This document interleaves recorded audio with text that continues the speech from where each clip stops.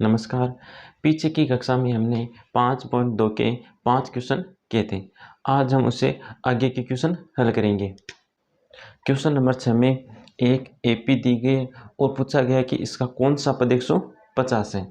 तो यहाँ पर ए दिया गया है 11, प्रथम पद ए है 11, डी आ जाएगा यहाँ से A2 माइनस A1, A2 है यहाँ पर 8 माइनस A1 है यहाँ पर 11, तो 8 माइनस 11 हो गया -3। ए आ गया 11, डी का मान है -3 और ए एन है -150। इसके लिए एन का मान ज्ञात करेंगे। तो एनवें पद का जो फॉर्मूला था वो था ए एन बराबर a plus N minus 1 into d. A n का मान है -150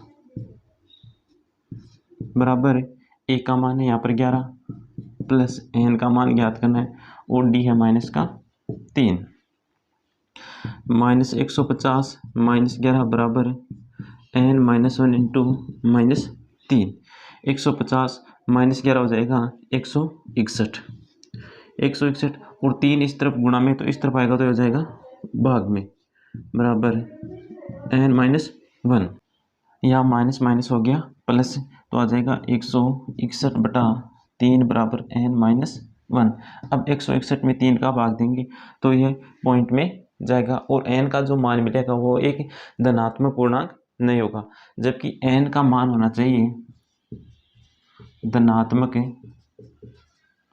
पूर्णांक।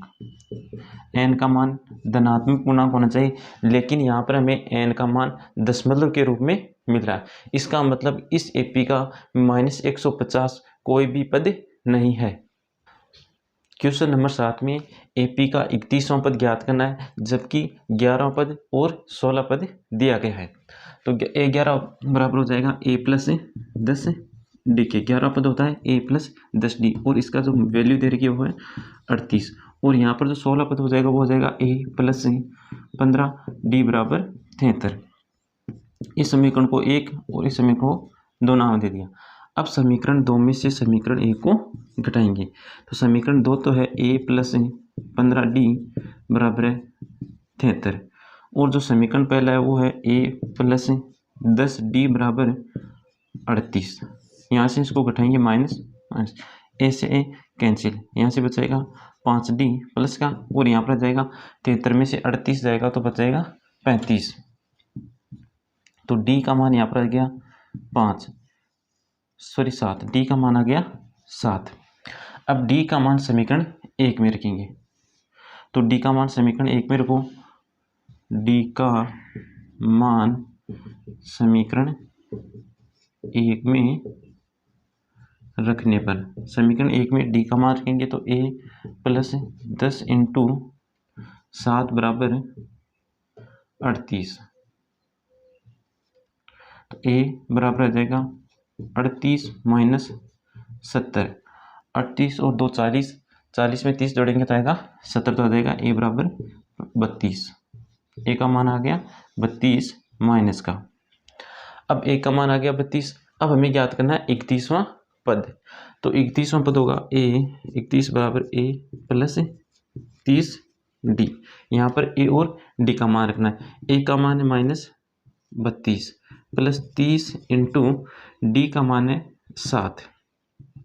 -32 प्लस 7 21 210। तो 210 में से 32 घटाएंगे तो आएगा 8 और 20 में से 3 गया तो 17, 178। तो इस एपी का जो 31वां पद होगा वो होगा 178। क्वेश्चन नंबर 8 में एक एपी है जिसमें कुल 50 पद है, जिसका तीसरा पद 12 और अंतिम पद वो है 106 और हमें 29वां पद ज्ञात करना है। तो एपी में कुल 50 पद है और अंतिम पद दे रखा है 106। जो अंतिम पद होगा वही इसका 50वां पद होगा। तो इसका 50वां पद है 106 और क्या दे रखा है तीसरा पद है 12। 50वें पद को क्या लिखेंगे a प्लस 49 डी बराबर 106 और तीसरे पद को लिखेंगे a प्लस 2d बराबर 12। इसको समीकरण 1 और इसको समीकरण 2। समीकरण 1 में से समीकरण 2 को घटाते हैं। समीकरण 1 माइनस समीकरण 2। तो समीकरण एक तो है ए प्लस 49 डी बराबर है 106, और समीकरण दूसरा है वो है ए प्लस 2 डी बराबर है 12। इनको घटाएंगे तो माइनस का चिन्ह हो, ए से ए कैंसिल, 49 में से 2 गया तो बचेगा 47 डी बराबर 106 में से 12 गया तो 4 और 9 94। डी का भाग देंगे, सॉरी 47 का भाग देंगे 94 में तो जाएगा 2 बार, तो यहाँ से डी का मान मिल गया 2। अब डी का मान इस समीकरण 2 में रखेंगे, डी का मान समीकरण 2 में रखने पर, समीकरण 2 में डी का मान रखेंगे तो ए प्लस 2 इंटू डी का मान है 2 बराबर 12, तो ए बराबर 12 माइनस 4, तो ए का मान आ गया 8। डी का मान है 2, ए का मान है 8, हमें 29वां पद ज्ञात करना है, तो 29वां पद होगा ए प्लस 28 डी, 29वां पद होगा ए प्लस 28 डी, तो ए का मान तो है यहाँ पर 8 प्लस 28 इंटू 2, तो आ जाएगा 8 प्लस 28 दोनों 56, 56 में 8 जोड़ेंगे तो आ जाएगा 60 और 64, तो इसका जो 29वां पद होगा वो होगा 64। क्वेश्चन नंबर 9 में एपी का तीसरा पद दे रखा है 4, 9वां पद दे रखा है माइनस का 8, और यह पूछा गया है कि कौन सा पद इसका शून्य होगा, तो इसके लिए हमें एन का मान ज्ञात करना है जिसके लिए ए एन शून्य हो। तो यहाँ से A3 जो तीसरा पद होता है वो होता है ए प्लस 2D, किसके बराबर है 4 के, और A9 बराबर आ जाएगा ए प्लस 8D बराबर -8। तो यहाँ से हम D का मान ज्ञात करेंगे, तो इसको तो समीकरण 1 और इसको समीकरण 2।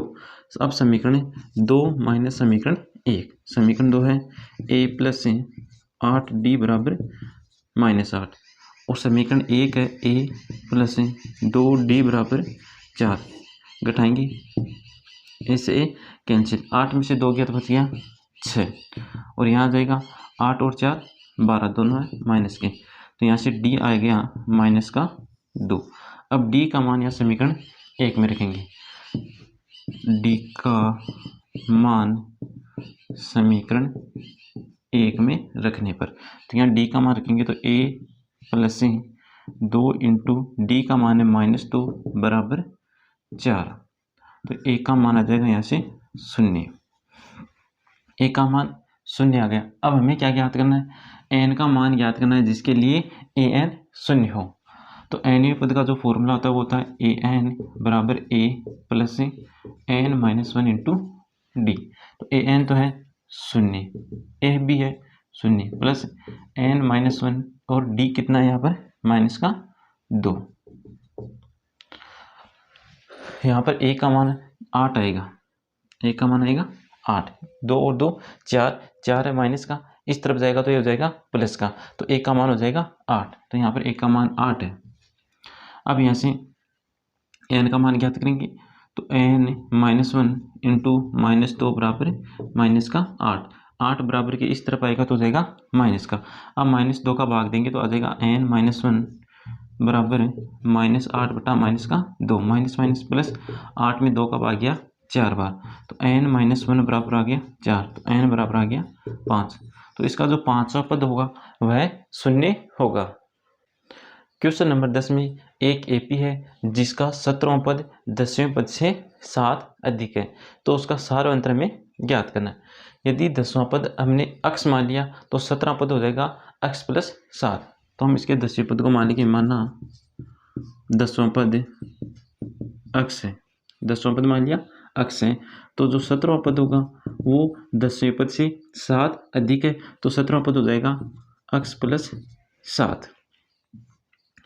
ए 10 होता है ए प्लस 9 डी के बराबर, 10वां पद क्या होता है ए प्लस 9 डी, और ये किसके बराबर है अक्ष के बराबर है, और 17वां पद किसके बराबर होगा ए प्लस 16 डी, किसके बराबर है अक्ष प्लस 7 के।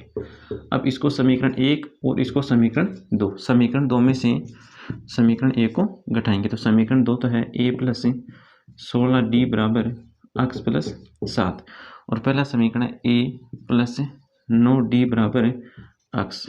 यहाँ से घटाएंगे तो a से a कैंसिल, x से x कैंसिल, तो 16 में से 9D गया तो बच गया 7D बराबर 7। यहाँ से D का मान आ गया 1।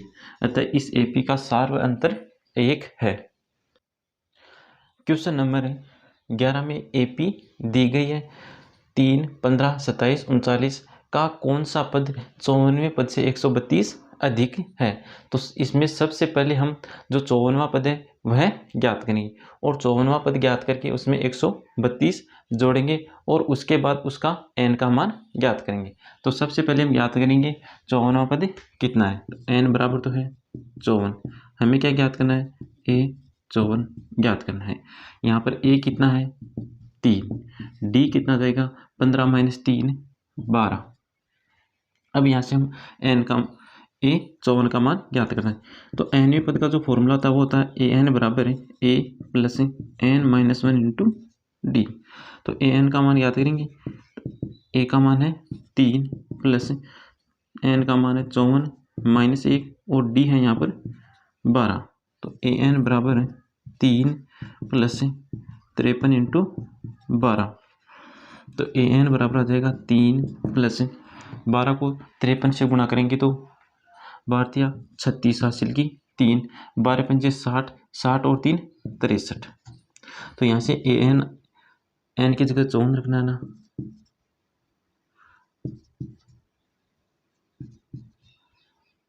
तो इसका जो 54वां पद होगा वो होगा 639। 54वां पद है वो है 639। अब इस 639 में क्या जोड़ना है, 132 जोड़ना है और उस पद के लिए n का मान ज्ञात करना है।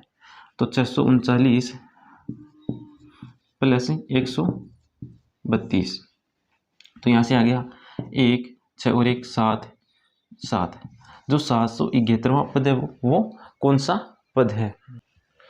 अब हम ज्ञात करेंगे कि 771 इस AP का कौन सा पद है, अर्थात इसके लिए n का मान ज्ञात करेंगे कि इसके लिए n का मान ज्ञात करेंगे जहाँ an कितना हो जाएगा 771 और a 3 है और d 12 है।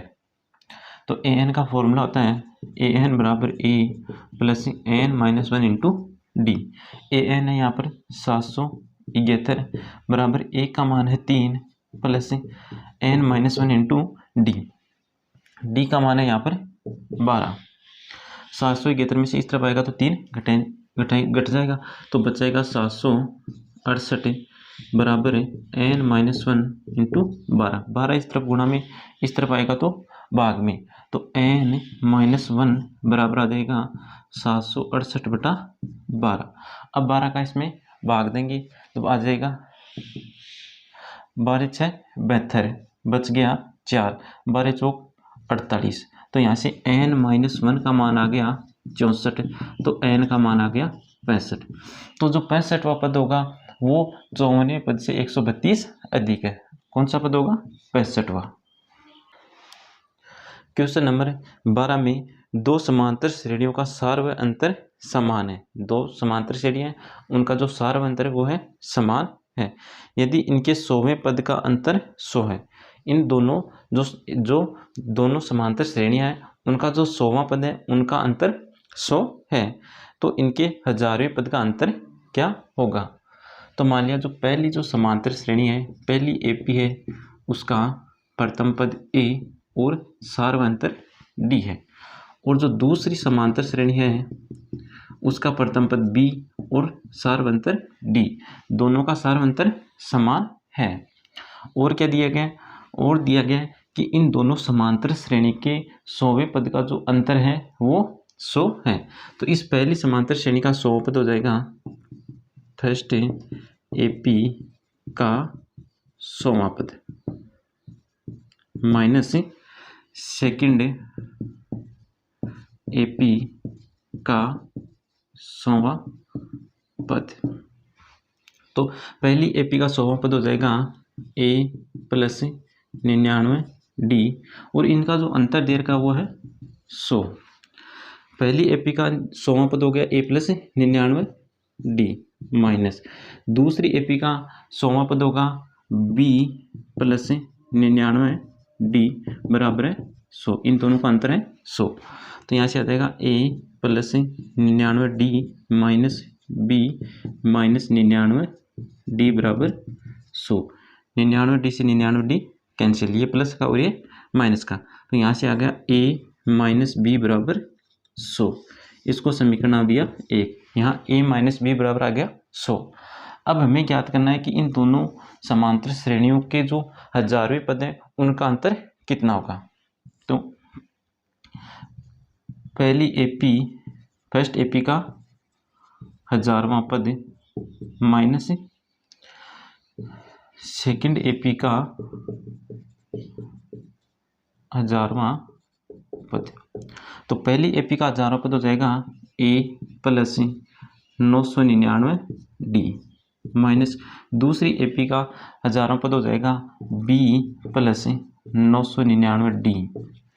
अब यहाँ से a plus 999d minus b minus 999d, 999d से ये कैंसिल होगा, ये प्लस का और ये माइनस का, तो यहाँ से a माइनस बी आ गया। और समीकरण 1 से a माइनस बी का जो अंतर दे रखा है वो है 100, तो यहाँ आ गया 100 समीकरण। इसको समीकरण 1 दे दें, ये समीकरण 1 से। तो जो दोनों एपी है उनके हजारवें पद का जो अंतर होगा वो भी 100 ही होगा। क्वेश्चन नंबर 13, 3 अंकों वाली कितनी संख्याएं 7 से विभाज्य हैं। तो सबसे पहले यह पता होना चाहिए कि 3 अंकों वाली संख्याएं की शुरुआत कहाँ से होती है और एंड कहाँ पर होती है। तो 3 अंकों वाली संख्याओं की जो शुरुआत वो होती है 100 से, 100, 101, यहाँ से लेकर 999 तक, 999 पर खत्म होती है। तो अब देखना है कि इनमें से कितनी संख्याएं हैं जो 7 से विभाज्य है। तो सबसे पहले देखते हैं सबसे छोटी संख्या कौन सी है जो 7 से विभाज्य है। तो सबसे छोटी संख्या मिल जाएगी 105 जो 7 से विभाज्य है, और सबसे बड़ी संख्या जो मिलेगी वो मिल जाएगी 994 जो 7 से विभाज्य है। तो इसका जो पहला पद a तो मिल गया 105, और ये है अंतिम पद l मिल गया 994, और हमें n का मान ज्ञात करना है। और यहाँ पर d का मान हो जाएगा 7, क्यों?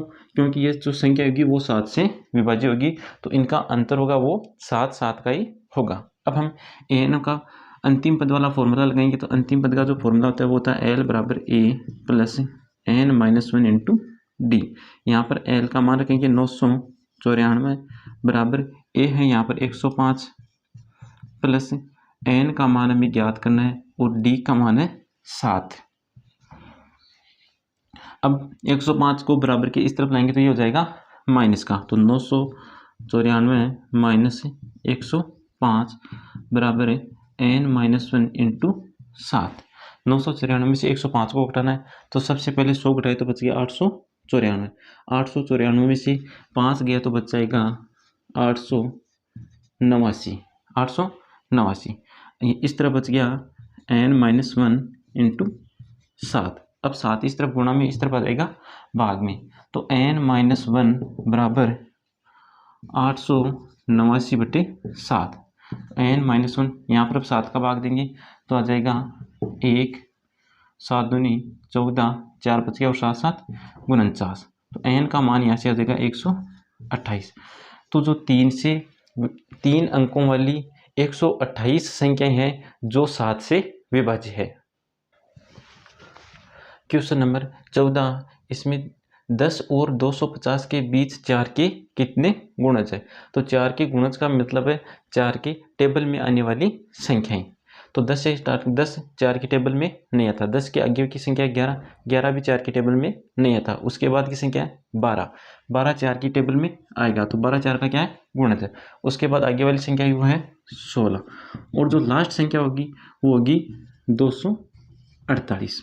तो यहाँ पर प्रथम पद a तो है 12, और यहाँ से d का मान मिल जाएगा 16 माइनस 12 बराबर 4, और हमें ज्ञात करना है n का मान, और अंतिम पद भी दिया गया l 248, और n का मान ज्ञात कर लेंगे अंतिम पद वाला फॉर्मूला लगाकर। तो अंतिम पद का जो फॉर्मूला था वो है a plus n minus 1 into D. L का मान दे रखा है 248 बराबर ए का मान है 12 प्लस एन का मान हमें ज्ञात करना है और डी का मान है 4। 12 इस तरफ प्लस का है, इस तरफ आएगा माइनस का, तो 248 माइनस 12 बराबर एन माइनस 1 इंटू 4। 248 में से 12 गया तो बच गया 6, 3 236 एन माइनस 1 इंटू 4। अब यहाँ से 4 इस तरफ गुणा में, इस तरफ आएगा भाग में, तो एन माइनस 1 बराबर बन गया 236 बट्टा 4। 4 का भाग देंगे तो 4 एकम 4 और इसको 4 से काटेंगे तो आ जाएगा 5 4 पंजो 20, बच गया 3 और 936। तो एन माइनस 1 बराबर आ गया 59। तो एन का मान यहाँ से आ जाएगा 60। एन का मान आ गया 60। तो 10 और 250 के बीच 60 संख्याएं हैं जो 4 के गुणज है। क्वेश्चन नंबर 15 में 2 एपी दी गई है और यह पूछा गया है कि एन के किस मान के लिए इन दोनों एपी का एनवां पद बराबर होगा।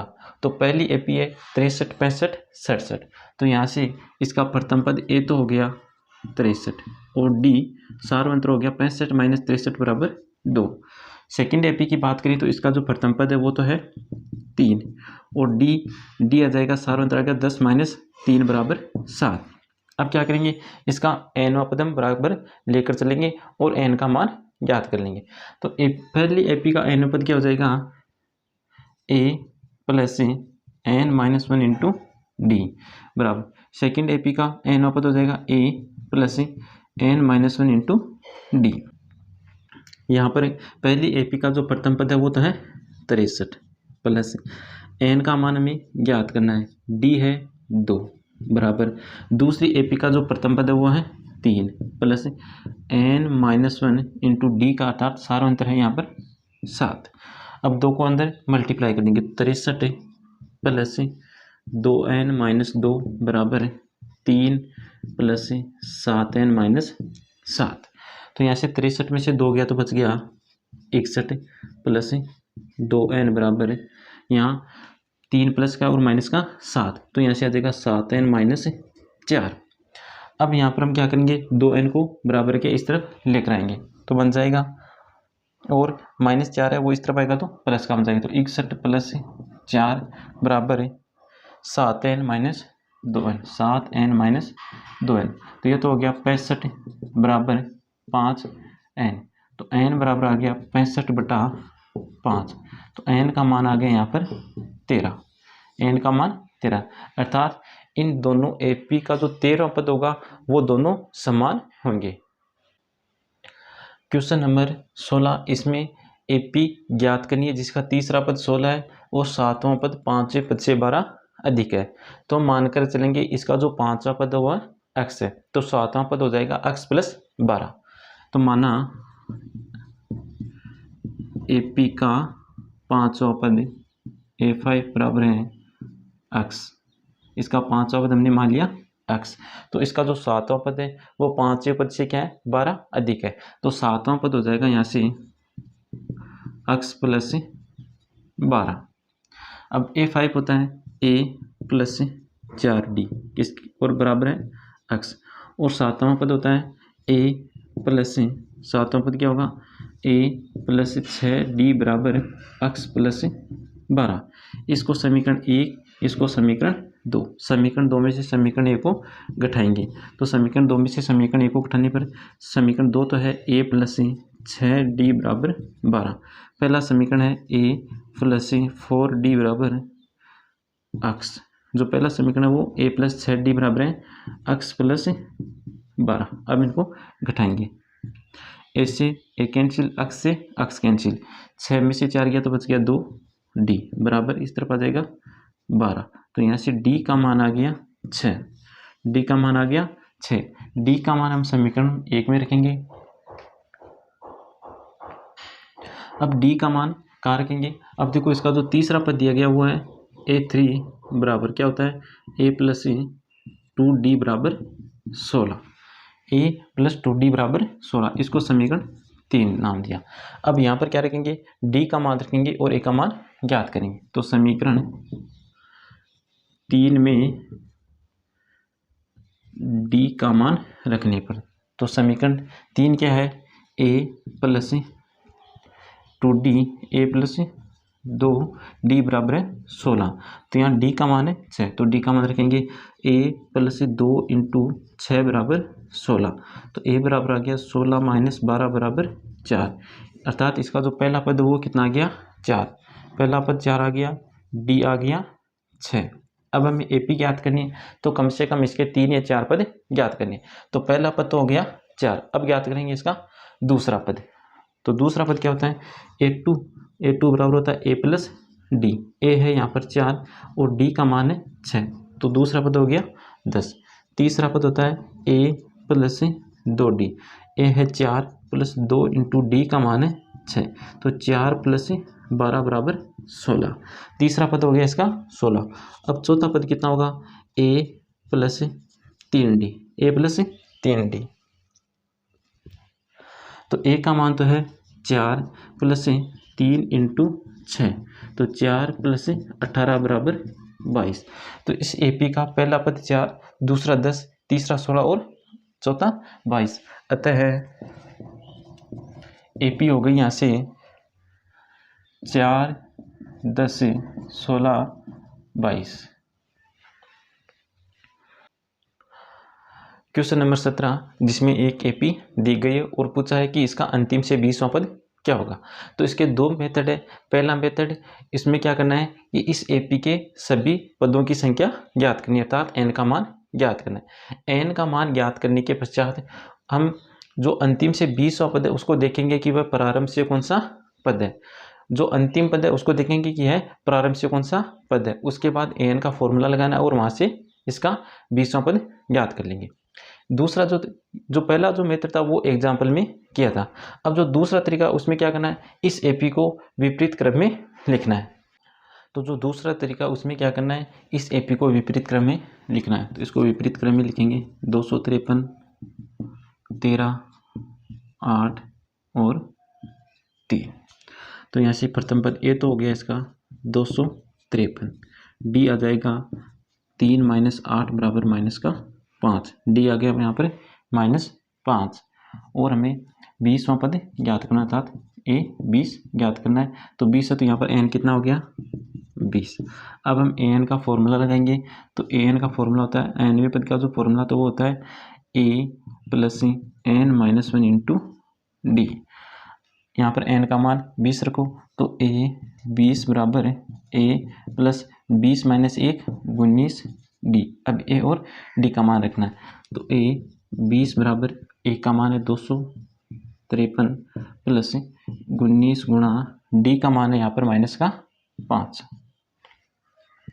तो यहाँ से आ जाएगा ए 20 बराबर 253 माइनस 5 95।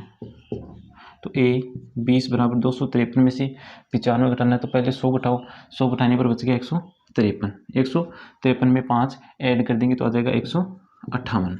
तो इसका जो 20वां पद होगा वो हो जाएगा 158। क्वेश्चन नंबर 18, इसमें कोई AP दी गई है जिसका चौथा और 8वां पद उसका योग तो है 24 और 6वें और 10वें पद का योग है 44। तो यहाँ से हल करेंगे इसको। तो चौथा पद होता है ए प्लस 3d प्लस 8वां पद होता है ए प्लस 7d बराबर है 24। तो यहाँ से ए और ए 2a प्लस 7 और 3 10d बराबर आ गया 24। अब इनमें 2 का भाग देंगे तो आ जाएगा a प्लस 5d बराबर आ गया 12। इसको समीकरण 1। यहाँ पर दिया कि 6वां पद होता है a प्लस 5d प्लस 10वां पद होता है a प्लस 9d बराबर 44। a और a 2a प्लस 5d और 9d 14d बराबर 44। अब इसी में भी दोनों तरफ 2 का भाग देंगे तो आ जाएगा a प्लस 7d बराबर 22। इसको समीकरण, इस समीकरण को नाम दिया 2। अब समीकरण 2 में से समीकरण 1 को घटाएंगे। तो समीकरण 2 माइनस समीकरण 1। समीकरण 2 है a प्लस 7d बराबर 22 और पहला समीकरण है a प्लस 5d बराबर 12। घटाएंगे माइनस, तो ए से ए कैंसिल, 7 में से 5 गया तो 2, डी बराबर 22 में से 12 गया तो बच गया 10। तो यहाँ से डी का मान आ गया 10। अब डी का मान आ गया 10, तो डी का मान यहाँ पर रखेंगे समीकरण 1 में। तो डी का मान समीकरण डी का मान आ गया 2। डी का मान समीकरण 2 में रखने पर, अब समीकरण 2 में डी का मान रखेंगे तो आ जाएगा ए प्लस 5 इंटू 2 बराबर 12। तो ए का मान आ जाएगा 12 माइनस 10, तो ए का मान आ गया 2। यहाँ से ए का मान आ गया 2। अब इसमें क्या ज्ञात करना था, ए पी के प्रथम पद ज्ञात करने। तो पहला पद तो मिल गया 2, एवन तो कितना मिल गया 2। अब दूसरा पद ज्ञात करेंगे, तो दूसरा पद क्या होता है, a2 बराबर a प्लस डी। तो a तो कितना है 2 प्लस डी भी है 2, तो दूसरा पद आ गया 4। तो इसका जो दूसरा पद है वो आ गया 4। अब ज्ञात करेंगे इसका तीसरा पद, a3 बराबर a प्लस 2d। a का मान है 2 प्लस 2 इंटू डी का मान है 2, तो 2 प्लस 4 बराबर 6। तो इसका तीसरा पद कितना हो गया 6। तो पहला पद है 2, दूसरा पद है 4 और तीसरा पद है 6। क्वेश्चन नंबर 19, सुब्बाराव ने 1995 में 5,000 रुपये के मासिक वेतन पर कार्य करना आरंभ किया और प्रत्येक वर्ष 200 रुपये की वेतन वृद्धि की, तो किस वर्ष उसका वेतन 7,000 रुपये होगा। अब इसका जो वेतन वो प्रत्येक वर्ष 200 रुपये बढ़ रहा है, जो कि एक निश्चित संख्या। इसका मतलब उसका जो प्रत्येक वर्ष का जो वेतन होगा वो है एक एपी होगा। तो पहले वर्ष में जो उसका वेतन है वो है 5,000 रुपये, दूसरे वर्ष में उसका वेतन है 200 रुपये की वृद्धि हो गई, तो दूसरे वर्ष उसका वेतन हो गया 5,200, तीसरे वर्ष में उसका वेतन हो गया 5,400। और पूछा गया है कि किस वर्ष में उसका वेतन 7,000 रुपये होगा, अर्थात एन का मान ज्ञात करना है जिसके लिए ए एन 7,000 हो। एन का मान ज्ञात करना है जिसके लिए ए एन 7,000 हो। अब यहाँ पर ए है 5,000 रुपये, डी आ जाएगा 200। तो ए एन का एनवें पद का फॉर्मूला आता है ए एन बराबर a plus N minus 1 into d. तो ए एन तो दिया गया 7,000 बराबर ए है 5,000 प्लस एन माइनस 1 और डी का मान है यहाँ पर 200। 5,000 इस तरफ आएगा तो हो जाएगा माइनस का, और 7,000 में से 5,000 जाएगा तो बच गया 2,000। उसके बाद 2,000 बराबर एन माइनस 1 इंटू 200। 200 इस तरफ गुणा में, इस तरफ आएगा भाग में, तो एन माइनस 1 बराबर हो गया, एन माइनस 1 बराबर 2,000 बटा 200। तो एन माइनस 1 बराबर आ जाएगा 10। एन का मान हो गया 11। तो 11वें वर्ष में उसका वेतन 7,000 रुपये होगा। क्वेश्चन नंबर 20, रामकली ने किसी वर्ष के प्रथम सप्ताह में 50 रुपये की बचत की और अपनी साप्ताहिक बचत 17.5 बढ़ाती है। यदि एनवें सप्ताह में उसकी साप्ताहिक बचत 207.50 रुपये है तो एन का मान ज्ञात कीजिए। तो प्रथम सप्ताह में उसकी बचत वो तो है 50 रुपये, प्रथम सप्ताह में बचत है वो है 50 रुपये। अब प्रत्येक सप्ताह इस बचत में क्या कर रही है, वृद्धि कर रही है, और वो वृद्धि 17.5 रुपये की कर रही है, जो कि एक निश्चित संख्या है। अब वो निश्चित संख्या है, इसका मतलब जो बचत, जो प्रत्येक सप्ताह की जो बचत होगी वह एपी होगी, और जो निश्चित संख्या वो है 17.5, वह इसका सार्वंतर हो जाएगा। तो डी हो जाएगा यहाँ से 17.5। और प्रथम सप्ताह में बचत थी 50, तो ए हो गया 50। अब हमें यह ज्ञात करना है कि किस सप्ताह में, अर्थात एन का मान ज्ञात करना है जिसके लिए वह बचत हो जाए 207.5 रुपये, अर्थात एन का मान ज्ञात करना जिसके लिए ए एन 207.50 हो। तो ए एन का फॉर्मूला लगाएंगे, ए एन बराबर a plus N minus 1 into d. तो ए एन का मान दिया गया 207.50, 207.50 बराबर ए का मान है यहाँ पर 50 प्लस एन माइनस 1 और डी का मान है 17.5। अब 207.50, 50 इस तरफ का है, 50 इस तरफ प्लस का है, इस तरफ आएगा तो माइनस का, बराबर n-1 इंटू 17.5। अब 207 में से 50 को घटाना, 207.50 में से 50 को घटाना, तो इसको इस तरह घटाएंगे, 207.50 इसमें से 50 को घटाना है, तो इसको लिख देंगे 50.00, तो यहाँ तो आ जाएगा 05.7, 20 में से 5 गया तो बच गया 15, 157.50, 157.50 बराबर है n-1 इंटू 17.5। अब 17.5 इस तरफ गुणा में, बराबर के इस तरफ आएगा तो हो जाएगा भाग में, तो 157.50 बटा 17.5 बराबर n-1। अब यहाँ से पॉइंट को उठाएंगे तो आ जाएगा 157, इस पॉइंट को उठाएंगे तो गुणा में आ जाएगा 100, और इस पॉइंट को उठाएंगे तो गुणा में आ जाएगा 10, तो 10 से गुणा करेंगे तो ये तो हो गया 157.500, और इसको 100 से गुणा करेंगे तो अब 20 से 20 यहाँ कैंसिल हो जाएगी, तो n-1 बराबर बचेगा, n-1 बराबर बच गया 15/7 बटा 175। अब दोनों संख्याएं 7 से विभाजित हो रही, तो इनको 7 से डिवाइड करते हैं, तो 7 से इसको डिवाइड करेंगे 3, 1, 5, इसको डिवाइड करेंगे तो 3, 5, फिर से 5 से डिवाइड हो रही तो 7, और यहाँ पर आ जाएगा 6, 3 और 7 9 बार, तो n-1 का मान आ गया 9, तो n बराबर 10, तो 10वें सप्ताह में इसकी जो बचत होगी वो होगी 207.50 रुपये। इसी के साथ प्रश्नावली 5.2 कंप्लीट होती है। अगर वीडियो अच्छा लगे लाइक, शेयर और चैनल को सब्सक्राइब करना।